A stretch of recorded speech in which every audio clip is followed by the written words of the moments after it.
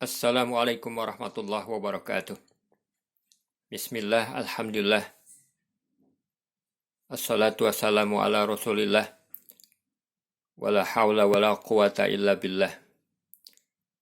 Qala Allah ta'ala fil Qur'anil Karim, Bismillahirrahmanirrahim, Alif Lam Mim, Dzalikal kitabu la raiba fih, hudal lil muttaqin. Sadaqallahul azim. Sahabat yang semoga kita semua dalam penjagaan dan bimbingan Allah Subhanahu wa Ta'ala, sehingga dengan penjagaan dan bimbingan Allah Subhanahu wa Ta'ala, hidup kita selamat, sukses di dunia sampai pada kehidupan di akhirat kelak. Dimasukkannya kita semua ke dalam jannahnya, ke dalam surganya, yang semestinya memang kita berada di sana. Sebagaimana orang tua kita dahulu, Adam dan Hawa, tempat awal keduanya adalah jannah. Sahabat rahimakumullah, ketika kita di dunia ini, maka kita dapatkan petunjuk dari Allah Subhanahu wa Ta'ala bagaimana anak cucu Adam atau Bani Adam ini menjalani hidup dan kehidupannya. Melalui kitab suci Al-Quran kita dapatkan bahwa perjalanan kehidupan anak cucu Adam terbagi dalam 3 kelompok. Sebagaimana di surat Al-Baqarah ayat-ayat awal, tepatnya mulai dari ayat 1 sampai dengan 20. Sahabat rahimakumullah, ayat 1 sampai dengan 5 adalah Bani Adam atau anak cucu Adam yang mengambil jalan hidup dan kehidupannya menjadi seorang mukmin yang muttaqin. Yang kemudian ada pula yang mengambil jalan hidup dan kehidupannya menjadi orang-orang kafir. Dimulai ayat 6 dan 7. Sedang berikutnya sahabat rahimakumullah, ada Bani Adam atau anak cucu Adam ini mengambil jalan hidup dan kehidupan, disadari maupun tidak disadari, menjadi golongan ketiga, yaitu orang-orang munafik.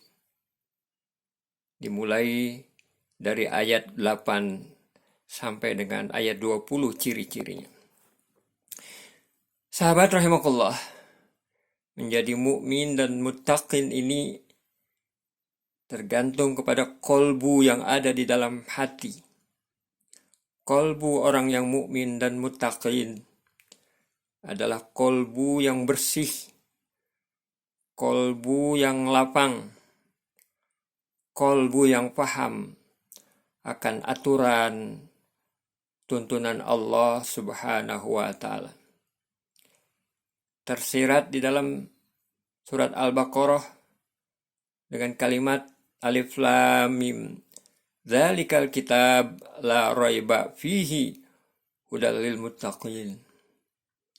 Dengan kitab yang diberikan oleh Allah Subhanahu wa Ta'ala, seorang mukmin ini kolbunya tidak ragu, yakin benar akan kebenaran Al-Quran. Dzalikal kitab la raiba fihi, tidak ragu dengan isi kandungan Al-Quran. Tidak ragu dengan apa-apa yang dijelaskan di dalam Al-Quran. Kolbunya lapang untuk menerima Al-Quran. Kolbunya bersih sehingga bersenyawa dengan kebersihan Al-Quran. Al-Quran akhirnya menjadi tuntunan yang diikuti oleh orang-orang mukmin yang muttaqin ini. Sehingga sahabat-sahabat rahimakumullah, muttaqin inilah yang kemudian Allah jelaskan di ayat kelima, ulaika ala hudam mir rabbihim wa ulaika humul muflihun. Mereka itulah orang-orang yang beruntung dalam hidup dan kehidupannya. Tentunya dimulai dalam kehidupan di dunia dan bersambung nantinya dalam hidup dan kehidupan di akhirat kelak. Sahabat rahimakumullah, kolbu orang mukmin adalah kolbu yang bersih, jernih, ditambah dengan ilmu yang ada di dalam kolbu tersebut, sehingga menjadi tuntunan pada diri pemilik kolbu tersebut. Yang kedua sahabat rahimakumullah adalah insan atau Bani Adam yang mengambil jalan hidup dan kehidupannya dari orang-orang kafir. Orang yang menutup kolbunya, tidak ada pun celah untuk menerima petunjuk dari Allah. Tidak ada celah untuk masuknya hidayah dari Allah subhanahu wa ta'ala. Innal ladzina kafaru sawa'un 'alaihim a'andzartahum am lam tundzirhum la yu'minun. Khatamallahu 'ala qulubihim. Sehingga Allah tutup kolbu orang kafir ini. Tidak masuk hidayah petunjuk dari Allah subhanahu wa ta'ala. Diberi peringatan ataupun tidak, sama saja bagi mereka. Sahabat, itulah kelompok orang kafir yang Bani Adam mengambil jalan hidup dan kehidupan menjadi orang kafir tersebut. Kelompok yang ketiga sahabat rahimakumullah adalah kelompok orang-orang munafik. Orang-orang yang kolbunya berlainan dengan lisannya. Lisannya berkata, saya beriman kepada Allah, saya beriman pada hari akhirat, saya beriman kepada Nabi Muhammad SAW. Tapi kemudian Allah jelaskan, Allah tegaskan, tidak. Sesungguhnya mereka bukanlah orang-orang beriman. Mereka dalam keadaan tidak sadar. Sahabat-sahabat rahimakumullah, bagaimana perilaku atau sikap orang munafik ini? Yukhadi'una Allah walladzina amanu wa ma yakhda'una illa anfusahum wa ma yas'urun. Keberadaannya, kehadirannya adalah diliputi dengan tipu daya, dengan tipu-tipu, dengan dusta. Kondisi orang munafik disebutkan oleh Allah pada ayat berikutnya. Fi qulubihim maradun fazadahumullahu marada walahum azabun alimu bima kanu yakdzibun. Di dalam hati mereka ada penyakit.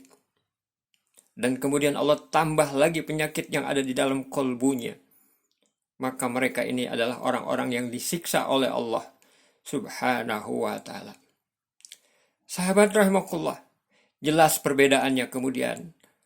Orang mukmin muttaqin adalah orang yang memiliki kolbu yang bersih dan kemudian lapang untuk menerima petunjuk dari Allah subhanahu wa ta'ala sehingga mendapatkan keberuntungan.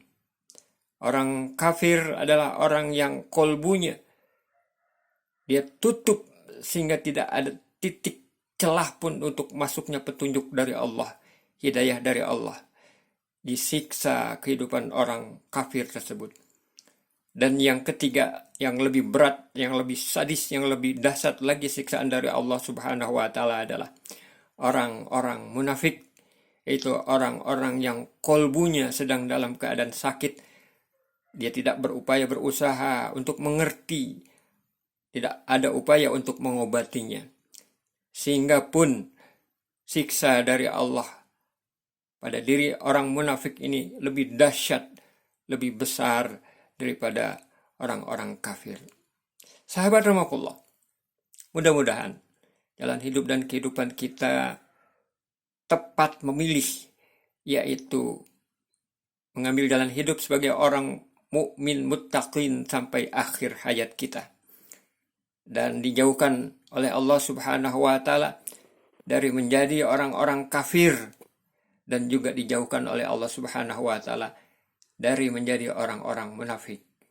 Mudah-mudahan sekali lagi sahabat rahimakumullah, kita istiqomah di jalannya orang-orang mukmin dan muttaqin. Semoga dikabulkan oleh Allah Subhanahu wa taala.